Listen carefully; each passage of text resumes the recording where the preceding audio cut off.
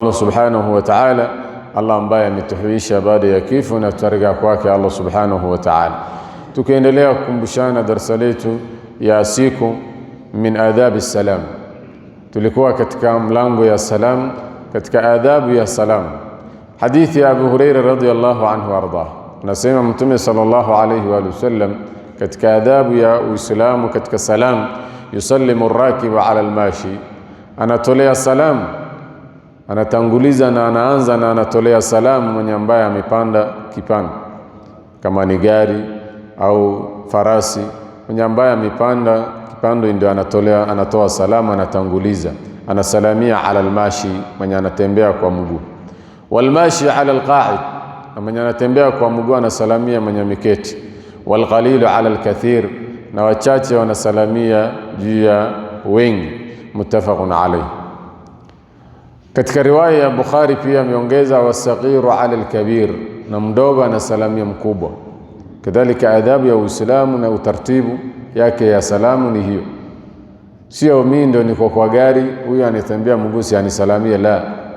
Wewe ambaye uko kwa gari umepanda ndio unasalamia mwenye anatembea chini kwa mguu. Huyu anatembea pia anasalamia mwenye miketi.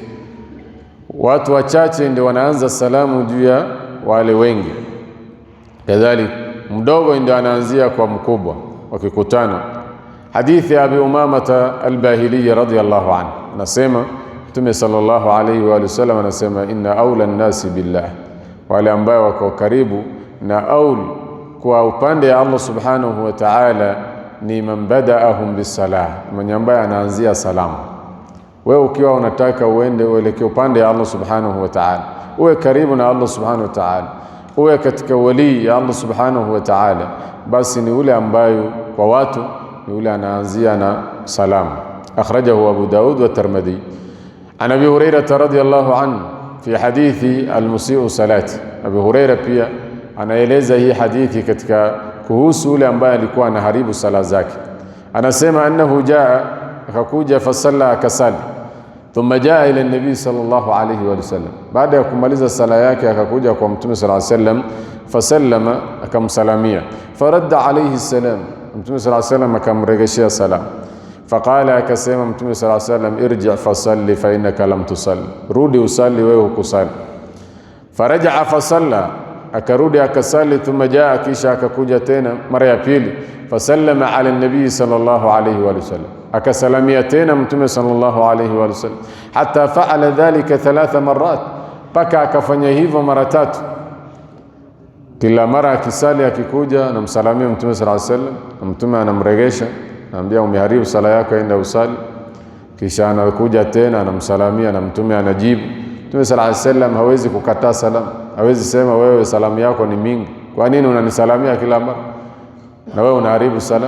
Angalia habati, kama ni sisi tungesema ni wewe bado, wewe hata hujui kusali unasalamia tu, salamu nyingi ya nini hapa? La, Mtume sallallahu alayhi wasallam ni muallim wa hadhihi al-umma, yeye ndio mwalimu wa katika hii umma ambaye anatufunza, lazima tumuige.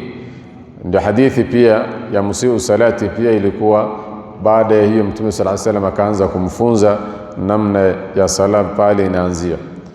وعن أبي هريرة رضي الله عنه عن رسول الله صلى الله عليه وآله وسلم قال إذا لقي أحدكم أخاه, صلى الله عليه وسلم anasema mmoja wenu akikutana na mwenzake, falyusallim alayhi, amsalamie. Fa in halat bainahuma shajaratun, kimtenga kati yao miti, mfano mkasalamiana mkawachana, miti ikaingia katikati, basi mnasalamiana tena. Au jidara, ama ukuta, mnasalamiana tena. Au hajar, ama jiwe au mawe, mnasalamiana tena.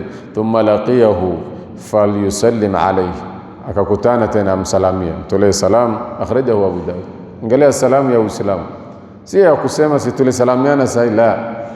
Kasalamiana mkawachana, yani huyo akazunguka huku akakusalamia tena, unamsalamia, unajibu. Ukuta akapita nyuma tena, nyuma ya ukuta akakusalamia tena, mkakutana unasalamia. Kadhalika Uislamu hiyo ndio inatuamrisha, sunna ya Mtume sallallahu alayhi wa sallam. Hadithi ya Abi Huraira radhiyallahu anhu warda, anasema Mtume sallallahu alayhi wasallam, idha intaha ahadukum ila majlisin falyusallim, mmoja wenu akifika katika kikao, sehemu ambayo watu wameketi, atoe salama. Fa in bada lahu an yajlis falyajlis, akiona yeye aketi basi aketi, au akiona aendelee na shughuli zake, atembee apite pia kadhalika. Thumma idha qama, kisha akiketi na akitaka kuamuka, falyusallim, asalamie tena, atolee salamu watu. Falaysat alula biahaqqa min alakhirati, sio akona haki zaidi kushinda ya kwanza ile ya nyuma. Salamu ya pili ambayo ya nyuma, sio ile ya kwanza ndio akona haki ama haki yake anabebea inatosha, bali amsalamie tena. Ukasalamia mara ya kwanza, ukikuja ukaketi, baada ya kuondoka tena unasalamia, unatolea salamu. Akhrajahu Abu Daud wa Tirmidhi.